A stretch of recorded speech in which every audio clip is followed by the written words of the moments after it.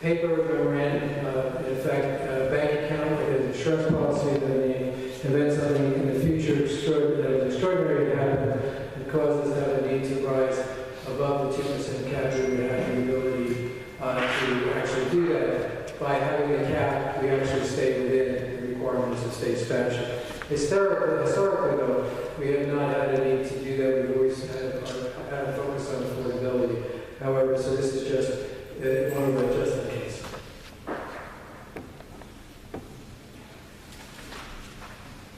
Okay. Do we need Open the public hearing. Oh, excuse me. Is there anyone this evening that would like to comment on ordinance number 3304? Seeing no one, we'll close the public hearing. Second. Commissioner Rogers? Aye. Commissioner Tucci? Aye. Commissioner Evans? Commissioner Scarpelli? Aye. Mayor Petracco? Aye. Move the ordinance. Second. Commissioner Rogers? Aye. Commissioner Tucci? Aye. Commissioner Evans? Commissioner Scarpelli? Aye. Mayor Petracco? Aye. Okay. Did we do the bills? No, we'll go back. Okay. We're do the budget for the bills. We need to, matter of fact, we did miss the bills. Yeah, it is. Can we do the bills before we do the budget? You do the bills. The bills. Public affairs, $178,858.03. Revenue and finance, $3,226,818.25. Public safety, $68,616.85. Public works, $65,836.25. Parcel public property, $439,869.69. Total payroll, $753,371.95, for a grand total of $4,733,371.02. Move the bills. Second. Commissioner Rogers? Aye. Commissioner Tucci? Aye. Commissioner Evans? Aye. Commissioner Scarpelli? Aye. Mayor Petracco? Aye. Okay, Commissioner Evans? Thank you. Tonight we have a public hearing on our budget. Before we start, just to be clear, tonight we are holding the public hearing. We will not adopt our budget this evening, because we are working with the state to acquire state aid, and those negotiations are ongoing. We have not received final approval yet to adopt our budget. This is very consistent with last year, so we should be able to look to adoption in May timeframe. So tonight we will not have a vote on the budget. But once we receive final state approval, and as they finalize the state budget, we'll be able to adopt our budget. So tonight we have just a public hearing. When we think about and look at this budget, the budget has been up on the website, it has been available to the public since it was introduced. And I would characterize the budget in a couple of ways.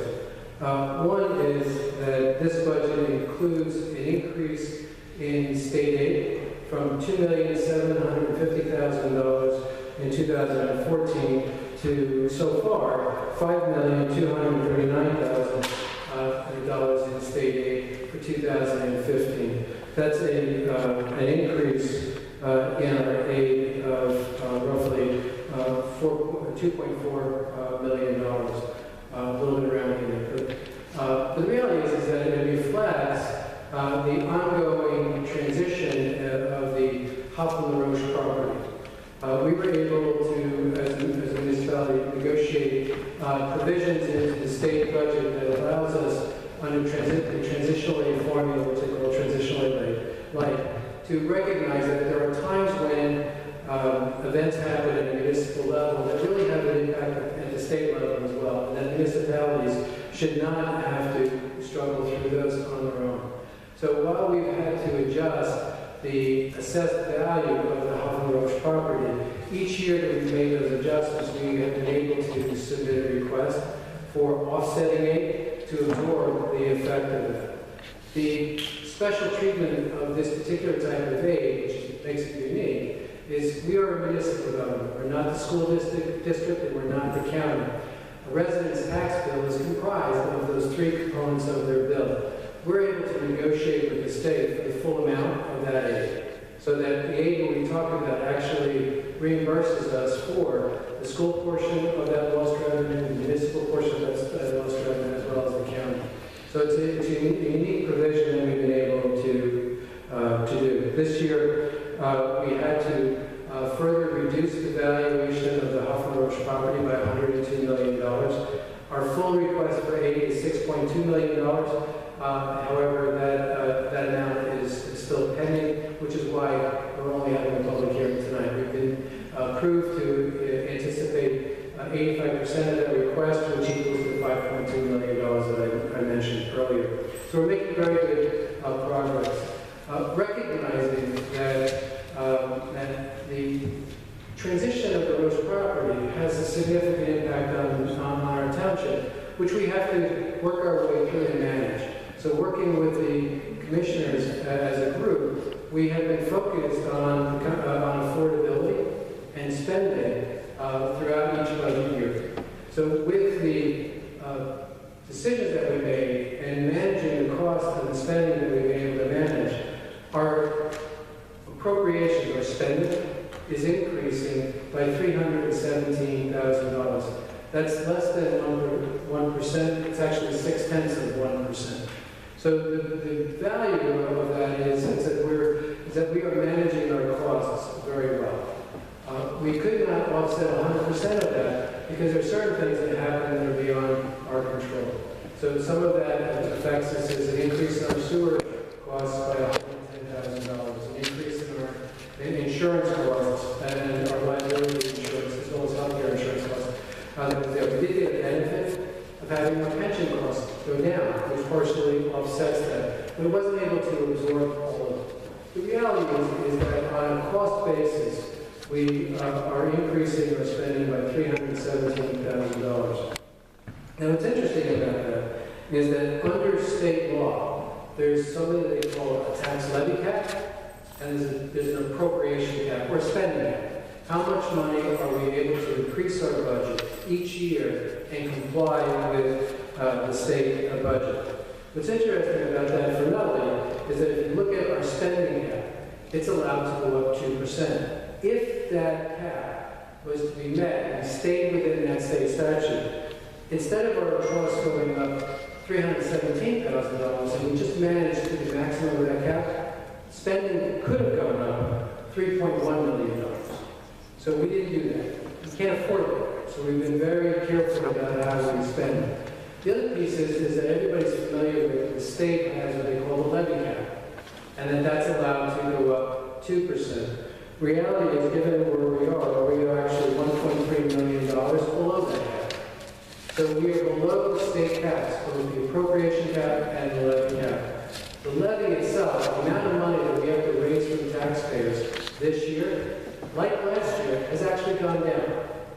Right? So the municipal levy went down this year $167,000, which means we're having a need to collect less money from the taxpayers. It's a great story, but it's an incomplete story.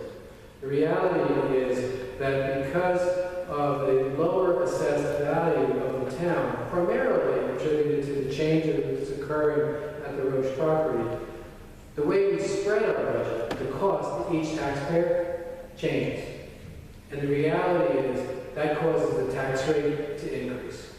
So at the municipal level, the tax rate increase is 2.7%, right? Which translates to if you have a home that's assessed at $315,000, that translates into a tax increase on average of $94. If we get the additional $1 million from the state that we've been negotiating for, that $94 million will reduce to about $62. So we'll still have an increase, but it will be lower. And the fact is that the adjustments at Rose are so large that it just can't be absorbed within that property given the revenue offset. It's a smaller base, which has to be spread to each taxpayer each year. The same way by formula, but it basically says we're spreading a to our cost to a smaller base, which increases the rate. So it's a very simple formula. The costs, we've been holding costs down to a moderate increase because of primarily insurance costs and sewer costs. Right? When you think about the overall increase, the composition of it. However, that's being that benefit is being moderated by a lower assessable base in the town. It would be incomplete, and Commissioner Tucci, raised this in conference, and we should put the whole story out. Is that we've been living in an environment for years where real estate market has been very volatile.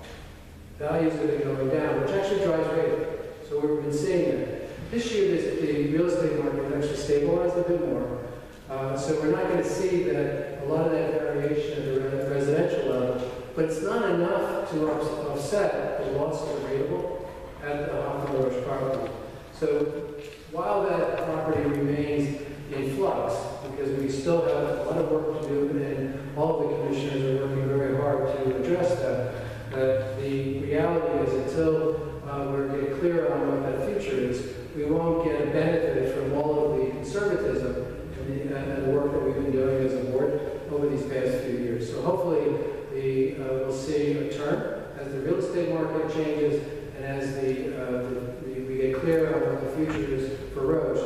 That could have a potential of actually causing the tax rate to drop. And it could drop because we've been conservative about our spending for these past several years. So with that as an introduction, Sure, I'll give everybody a chance to comment, and I'll comment last. Commissioner Schwab? Thank you, Mayor.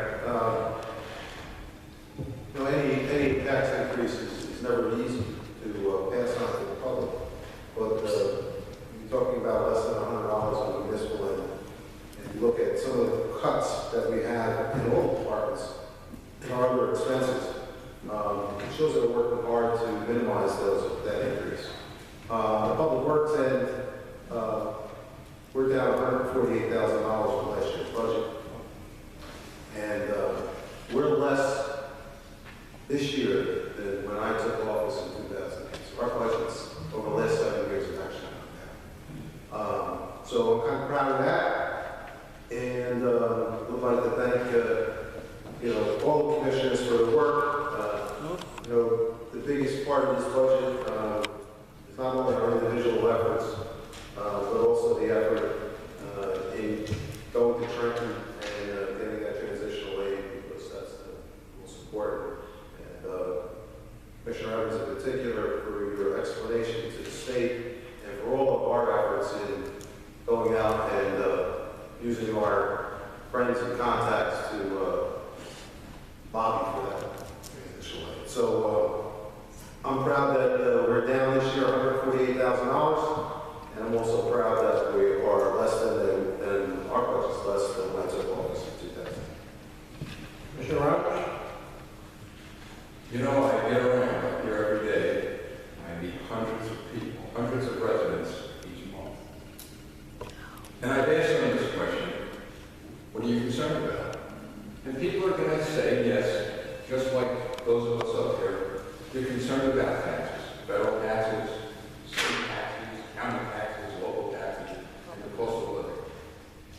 But in speaking to the residents of Nutley, there was one common theme that was discussed at length, and that was their concern for the quality of life and the maintenance of services that the Township of Nutley has maintained since way before me. They were concerned that maybe public safety would suffer. Public safety isn't suffering because Mayor Petrarca, under extraordinary restraints when it comes to money and extraordinary concerns regarding manpower, has been able to ensure that when you pick up the phone and you call the police department, fire department, and emergency services, you don't have to wait more than 2 or 3 minutes. That said service has been maintained. You need a police officer. If you need a police officer to catch your dog, to comfort you, they're there, just like the fire department is, just like emergency services. So the mayor of the township is not, under extraordinary circumstances, cut those services. Let's talk about the parks. Let's talk about recreation.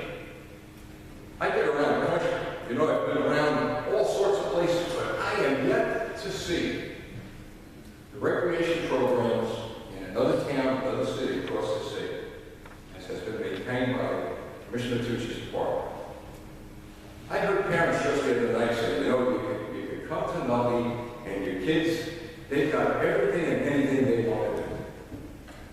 He hasn't cut services yet under great budget restraints. He's been able to ensure that children have a place to play, which, by the way, not many people think of this. But that's part of a crime prevention program, too. Because by those recreation programs at a very young age, he's keeping kids out of trouble. Let's go to Commissioner Evans.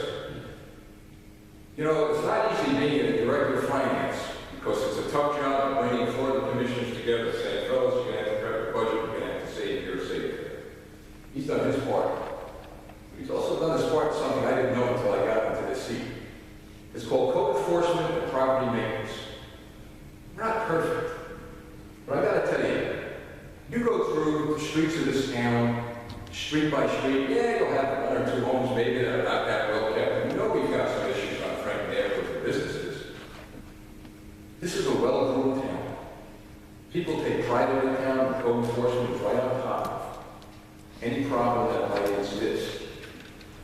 And now let me talk about my buddy here, Gentleman Joe. I call him Gentleman Joe because he truly is a gentleman.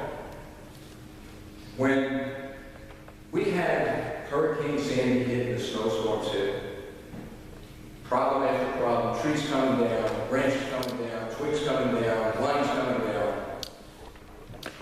his department was out.